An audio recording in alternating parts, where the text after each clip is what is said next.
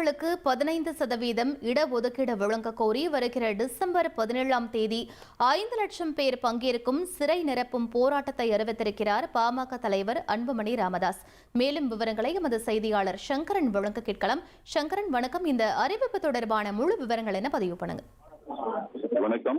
பாமக தலைவர் அன்புமணி ராமதாஸ் முக்கியமான அறிக்கை ஒன்றை வெளியிட்டிருக்கிறார். அதாவது வன்னிய சமுதாய மக்களுக்கு கல்வி மற்றும் வேலை வாய்ப்புகளில் 15 விழுக்காடு உள் இடஒதுக்கீடு வழங்க வேண்டும் என்று வலியுறுத்தி இருக்கக்கூடிய அந்த அறிக்கையில் உள் இடஒதுக்கீடு வழங்குவதற்கு எந்த விதமான தடையும் கிடையாது, வழங்கலாம் என்று உச்சநீதிமன்றம் உத்தரவிட்டு இன்றோடு 1267 நாட்கள் ஆகின்றன என்றும், ஆனால் தற்போது வரை தமிழக அரசு உள் இடஒதுக்கீடு வழங்கவில்லை என்றும் சுட்டிக்காட்டியிருக்கக்கூடிய அவர் 15 விழுக்காடு வன்னிய சமுதாய மக்களுக்கு இடஒதுக்கீடு கோரி டிசம்பர் 17ஆம் தேதி தமிழகம் முழுவதும் சிறை நிரப்பும் போராட்டம் நடத்தப்படும் என்றும் 5 லட்சம் பேரை திரட்டி இந்த போராட்டம் நடத்தப்படும் என்றும் அந்த அறிக்கையில் அன்புமணி ராமதாஸ் தெரிவித்துள்ளார்.